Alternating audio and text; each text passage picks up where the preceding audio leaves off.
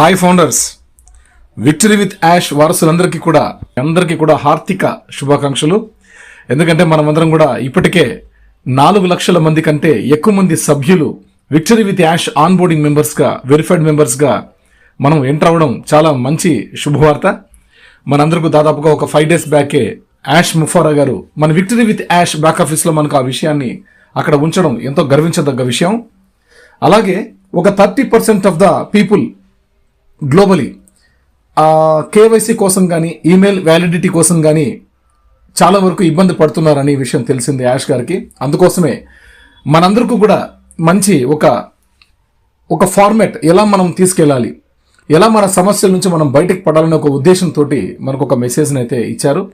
ఆ మెసేజ్ని మీ అందరి కోసం. అందరికీ నమస్కారం.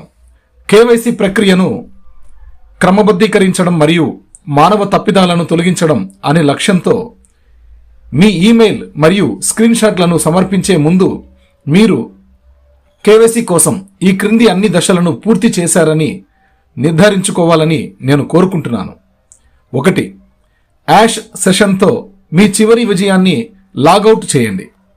అందరూ బాగా గుర్తుపెట్టుకోండి. ప్రతి ఒక్క పాయింట్ కూడా మీరు బాగా విని అందుకు తగ్గట్టుగా మీరు మీ మొబైల్ సెట్టింగ్స్లో, మీ డివైజ్లో, అంటే మీ కంప్యూటర్లో కావచ్చు, ల్యాప్టాప్లో కావచ్చు, ట్యాబ్లో కావచ్చు, మొబైల్లో కావచ్చు, ఎనీవేర్, ఎనీ డివైస్ అన్నిట్లో కూడా ఈ యొక్క ప్రక్రియను మీరు చేసుకోవాలని మనస్ఫూర్తిగా ఆశిస్తున్నాం. 1.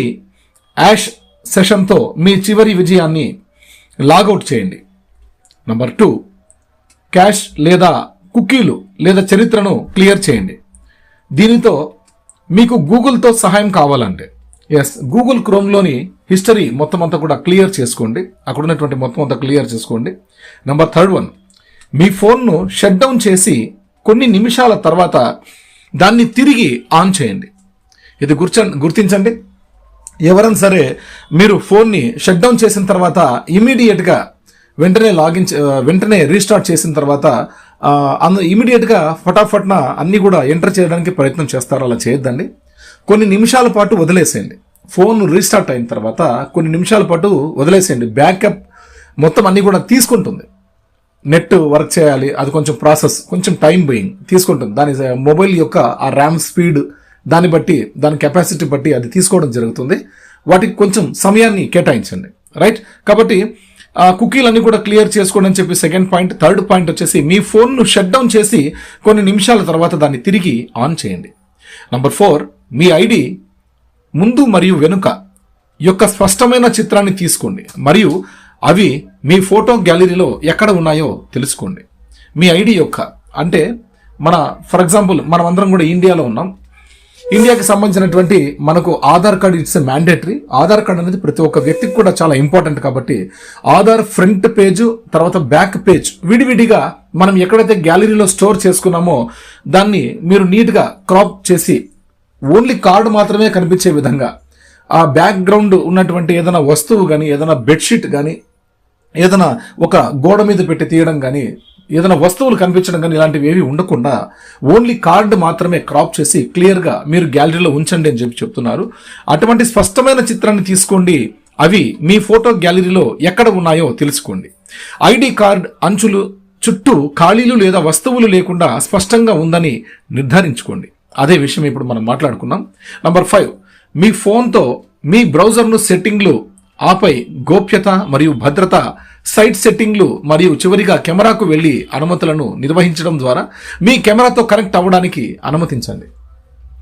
మనము మొబైల్ సెట్టింగ్స్ ఉంటాయి, అందులో మనం వెళ్ళిన తర్వాత కెమెరా సెట్టింగ్స్ ఉంటాయి. ఆ కెమెరాలో మనం క్లిక్ చేసి అది అందరూ కూడా చాలా వరకు బ్లాక్ అని పెట్టుకుని ఉంటారు. కాబట్టి అటువంటి సెట్టింగ్స్ అవన్నీ లేకోకుండా మనం దాన్ని గ్రీన్ సిగ్నల్ ఆన్ అని చెప్పి పెట్టుకోండి. కెమెరా ఆన్ పెట్టుకోండి, మైక్రోఫోన్ ఆన్ పెట్టుకోండి.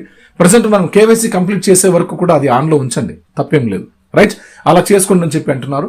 నెక్స్ట్ గూగుల్ క్రోమ్లో కూడా వెళ్ళిన తర్వాత అక్కడ కూడా అంటే బిఫోర్ దట్ మనం ఏదైతే కేవైసీ చేసుకుంటున్నామో ఆ చేసే ప్రక్రియకు ముందే ఇవన్నీ కూడా చేసుకుని ఉండాలి. కాబట్టి యాష్ గారు పిన్ టు పిన్ ఎలా చేసుకోవాలి మనం చెప్పే విషయాన్ని చాలా క్లియర్ కట్గా ఇచ్చాడు. అందుకని ఆ విషయాలన్నింటినీ కూడా మనం ఇక్కడ ముందుగానే ఆ ప్రక్రియ మొత్తం కంప్లీట్ చేసుకున్న తర్వాత మాత్రమే కేవైసీని పూరిద్దాం. రైట్. అలాగా గూగుల్ క్రోమ్లో కూడా మీరు సైట్ సెట్టింగ్స్లోకి వెళ్ళిన తర్వాత అక్కడ కూడా మీకు కెమెరా ఉంటుంది. ఆ కెమెరాని అక్కడ బ్లాక్డ్ అని ఆల్రెడీ మీరు బ్లాక్ చేసుకుని ఉండొచ్చు. అది ఓపెన్ చేసుకోండి. రైట్, అది ఒకసారి క్లిక్ చేస్తే ఆన్ అవుతుంది. ఓకేనా? రైట్, ఆ సెట్టింగ్స్ కూడా మీరు పెట్టుకోండి అని చెప్పి అంటున్నారు. నెక్స్ట్ నంబర్ 6, మీరు కెమెరాను ఎనేబుల్ చేసిన అదే బ్రౌజర్లో victoryWithAsh.com అని టైప్ చేయండి.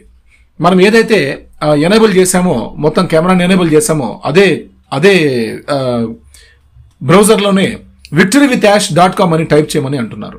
నంబర్ 7, మీ ఖాతాను నమోదు చేసేటప్పుడు మీరు ఉపయోగించిన ఈమెయిల్ మరియు పాస్వర్డ్ను నమోదు చేయండి. మనం ఏదైతే లింక్ తీసుకొని ఎవరైనా లింక్ పంపిస్తే ఆ లింక్ ద్వారా మనం ఏదైతే మన అకౌంట్ రిజిస్ట్రేషన్ చేసుకున్నామో ఆ రిజిస్ట్రేషన్ ఫామ్కి ఇచ్చినటువంటి ఈమెయిల్ అడ్రస్ అండ్ పాస్వర్డ్, ఈ క్రెడెన్షియల్స్ అన్ని కూడా మీరు నమోదు చేయండి అంటున్నారు. రైట్, మీ కేవైసీ చేయడానికి ప్రాంప్ట్లను అనుసరించండి.